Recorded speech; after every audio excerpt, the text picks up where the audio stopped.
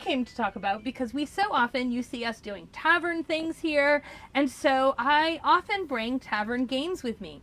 But because this is a very much of a family holiday weekend, I'm also going to talk about things that you can do with your kids, even though you don't want to lead them astray with those tavern games. Down the path of... Just yes. we can't even say what that path is called. Yes. It's so horrid, and we don't even want to leave you with the word. It's definitely not that we can't think of it.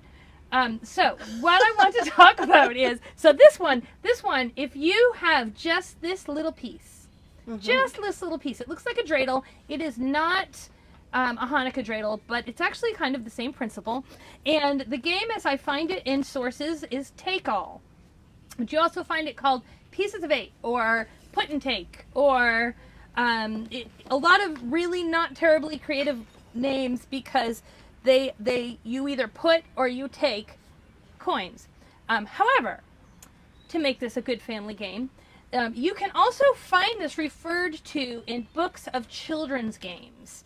And it's kind of assumed that your little children are going to get together at Christmas, be given their nuts and their candies, and then gamble them away with all of their cousins and try to win all of their cousins. And at a very early age, they learn that you can also lose all of yours to your cousins if you don't. A life lesson. It is. It's very educational. So if you have, this is something that children can play.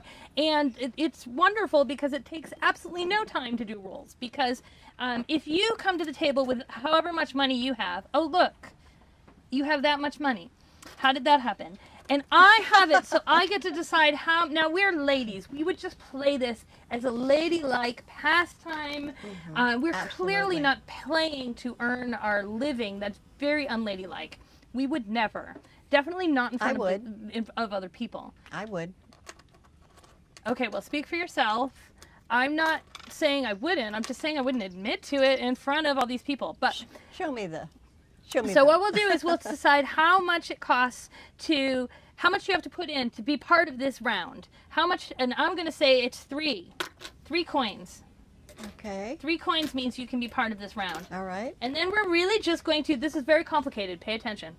We're just going to spin it and look and see, it says put 2, and we're going to do what it says. Ah, P2. we each put Now 2. you do. No, that's just me. I Now spin. you do, and you see what yours says. Put 1. Yep. Or do you think it's put 2? No, it says a 1 right there, and Okay. we're squinting. If you have better eyesight, you can see these more quickly. And we're not gonna make you watch a whole game, because this is this says TA. So this game may end very quickly. This says TA. TA means take all. Ha ha ha ha ha. It's all mine. So this game is charming and lovely to me now, right? Yeah, that's fine. Yes, There's that's more great. to it. We could keep going. But just keep in mind, these can be candies. These can be pebbles. These can be acorns. All you need to do is start with something that tells you to put and take. Well, you're thinking, Mrs. Gagnon, I don't have one of those little dreidels. Isn't that what you're thinking? No. But continue. One in every crowd. And so I'm going to tell you what you can do if you don't have one of those and you want to play it right this minute because you have an impatient child sitting next to you watching this. If you do, type that in the comments because we would like to know about that and so we can say hi to your impatient child. But you can make what they called a teetotum. That will do the same thing.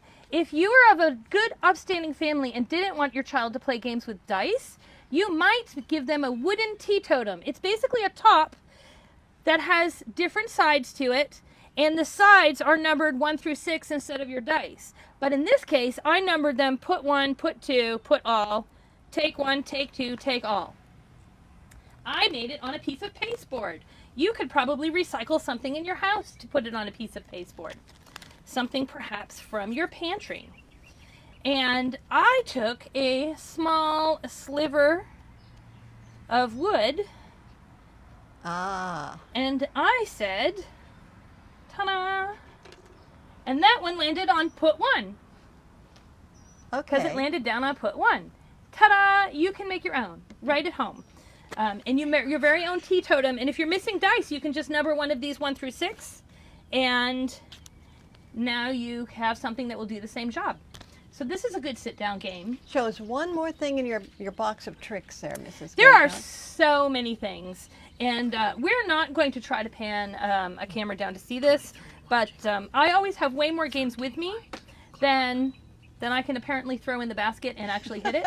But I want to lean graciously down here, and because this is such a picnic day, and because this is such a lawn day and run about and have children outside, I'm going to bring to you a game from a girl's own book. This book was published in 1834 Good year. by Mrs. Maria Child. Ah, Actually, L. Maria Child. It's Lydia Marie Child, if you really Okay. want to be technical. yeah. And it is full of wonderful activities, and you can't possibly be bored looking through all these activities. But I'm going to bring one thing out here called, in here, it's La Grâce.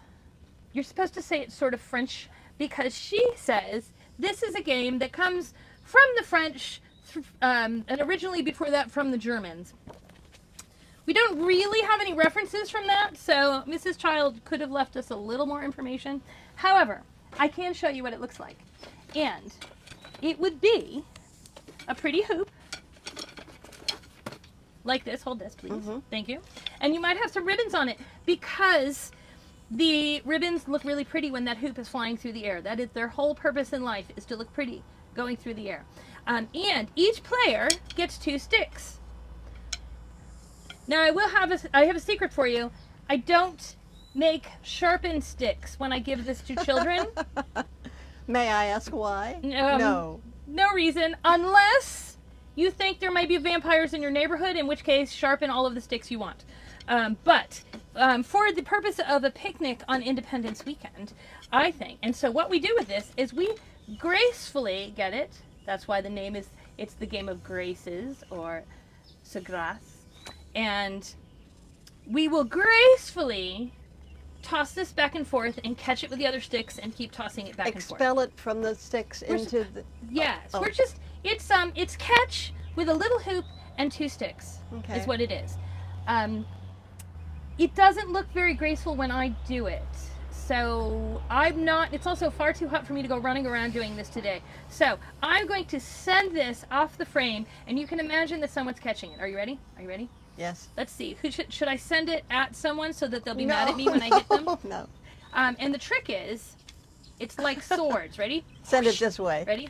Send it that way. I have to put it on an X, and then I use the X to launch it.